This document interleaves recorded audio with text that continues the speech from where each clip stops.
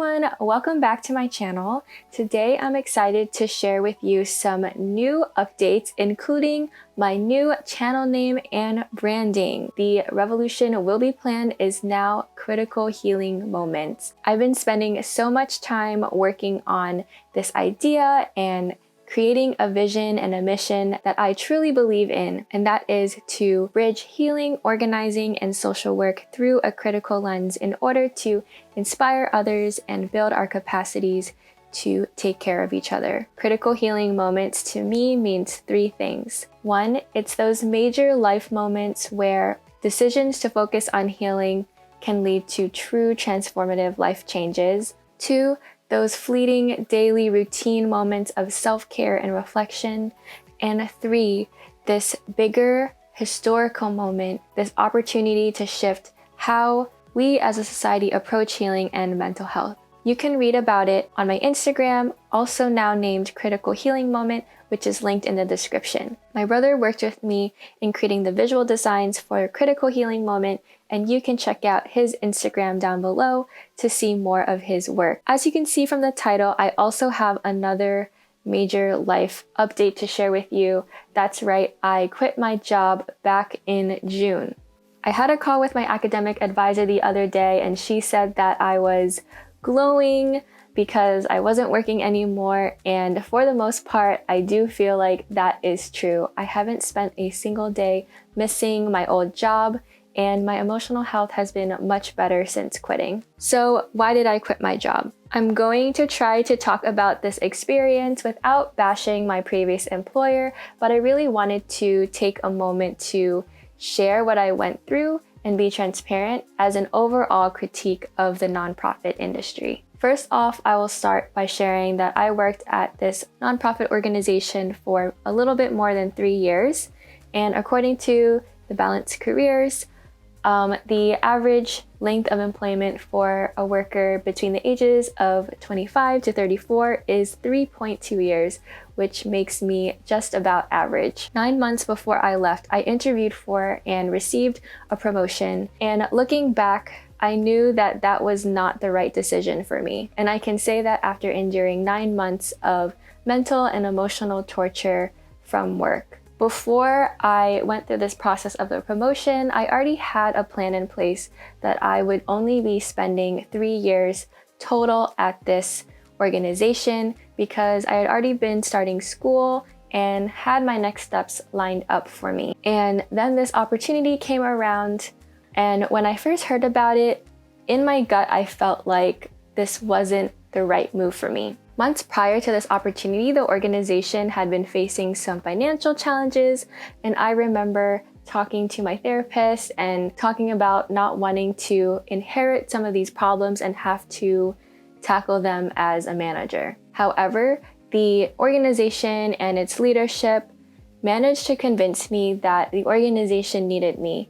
And for the most part, that was true. They really needed me and my knowledge and my skill set in order to continue some of this work that they did, but I failed to ask myself if I needed this organization. From literal day one in my new role, I was putting out fires that even with my new paycheck should not have been dealing with. And then a couple months in, there were layoffs or restructuring, and I was left with picking up all of the work that our now severely understaffed organization was still continuing. I had several emotional breakdowns during this time, and they were definitely work-related. I also started grad school around the same time that I received the promotion, but that work was not only feeling really easy for me, but also very fun and exciting, and I wish I had more time and mental energy to be spending on learning about the ins and outs of social work. So there were days when, as I was driving into the office, I would think about, I'm going to leave in X number of months or X number of weeks, and because of the nature of the population that we worked in, the programs ran on a specific calendar year, and I didn't want to leave in the middle of the program year because I didn't want to do that to the people that we were serving. So really, that population that we were serving was really what kept me at the organization and what helped me stay. I had this moment of realization that no matter how much I cared about the clients, if the organization continuously failed to deliver on material and financial means, then there was no point in me working as hard as I did to try to give the clients the program that they deserved. And then there was a pandemic, and I momentarily forgot about all of these things because so many things were changing and a lot of decisions had to be made. I also saw this crisis as an opportunity to really fundamentally change how the organization was approaching its work. And then there were conversations about it, but it didn't happen.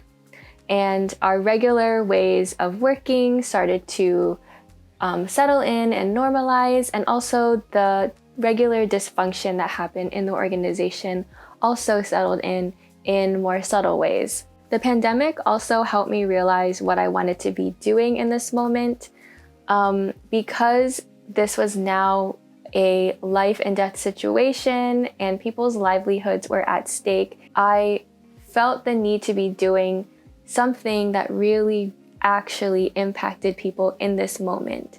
I felt like as a manager at this nonprofit, it was a waste of my time and energy to be working there and trapped there for 40 hours a week. I was pushing around papers, I was writing grant applications and grant reports that seemed to cater more to the funders than the clients. If you know me, you know that I'm a doer and I'm a hands-on kind of person. I love getting in there and tackling the problem myself. And in this position as a manager, there was so much that was out of my control because so much of the work was driven by the funders, and then the leadership lacked the ability to take a clear stance on any position. On top of that, there was this clear need for folks to be out there in the community directly serving it, and I was like stuck behind my laptop and not even really getting to interact with the people that were in the program who were benefiting in different ways. So I just felt like I was stuck there and it was a waste of my time and energy. I remember I took one day off because either I got sick or I had to write a paper for school, and when I came back, I was slammed with deadlines and there were all of these decisions that had to be made and these conversations that had to be had that were like, didn't feel like super important to me, but made to feel super urgent. And I was completely over it. So I decided I didn't have to deal with it anymore. Once I made that decision and I told my supervisor that I was going to put my notice in, everything felt so much lighter for me. I still had work that I needed to do in my remaining time, but that just felt so much easier. At my job, there was also this tendency to throw these really big goodbye parties when people decided to leave. And by the time I was ready to go, I was just not vibing with that. Of course, we were all working remotely, so that wasn't even possible, and I was kind of glad that it did not have a chance to happen. Another thing about me is that I do not typically want to receive any type of appreciations or affirmations. I am going to be really blunt that these things fall short for me most of the time, and I like to have people's actions speak for themselves. So if this organization really appreciated me, then it wouldn't have put me through this hell for the last few months. During my last day, it was defined by my own terms, and I offered a healing and meditation space.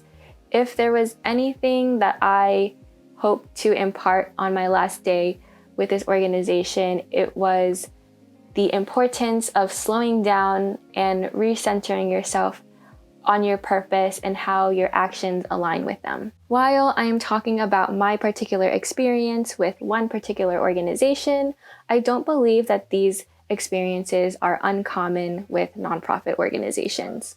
I actually think it's much rarer that you encounter an organization without one of these problems. Here are some key thoughts I would like to leave about the nonprofit industry. Even though nonprofits do not set out to make money, they are still rooted in capitalism. Nonprofits have a scarcity mindset, so they're always trying to have a bigger impact with less resources. And oftentimes this leads to a lower quality of service to the population of service or the target population. This also means that workers in nonprofits have to make do with less and be happy with making less. There is a whole history about how nonprofits and charity organizations impede on true social change, and if you're interested in me making a video talking about this in depth, leave a comment below and give this video a thumbs up. Nonprofits with good missions can still be toxic workplaces. Do not let the mission of an organization fool you into staying somewhere that doesn't treat you well and continues to exploit you. Until organizations unlearn and undo the toxic ways of interpersonal relationships that we learn from capitalism and white supremacy, these organizations will continue to harm the people that it interacts with. People in nonprofits need to advocate for themselves, especially if you are a frontline worker. Do not believe that a nonprofit cares about you outside of what you can deliver for them, no matter what they say. And also don't fall for the myth of professionalism and self-sacrifice in order to get you ahead. Of course, by all means, be professional in all your interactions and how you communicate with people in the organization and your clients, and the quality of work that you're delivering. But do not believe that by working more and by working harder, more than what you're paid to do, that it will earn you better working conditions. And you also need to take care of yourself in very real ways. And I am not talking about things like bath bombs and face masks, although those kinds of indulgences can be nice once in a while. And I'm not talking about maladaptive coping mechanisms like alcoholism or consumerism. I'm talking about really real ways of taking care of yourself. I'm talking about unlearning toxic and codependent behaviors in relation to your workplace.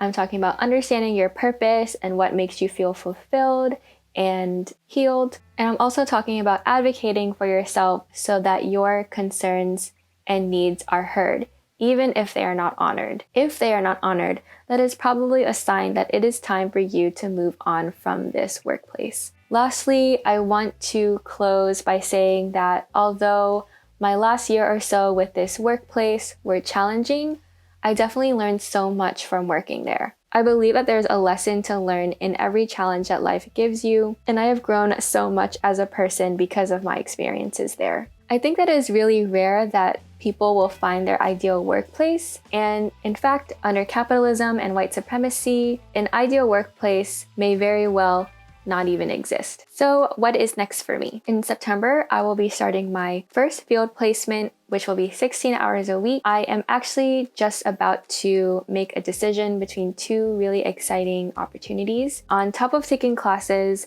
that is going to be nearly 40 hours a week. And I'm trying to dedicate at least 10 hours a week to working on this channel and my Instagram. I've decided that it is not within my best interest to look for a new part-time job, and will probably have to rely on student loans and part-time and freelance work in order to support me.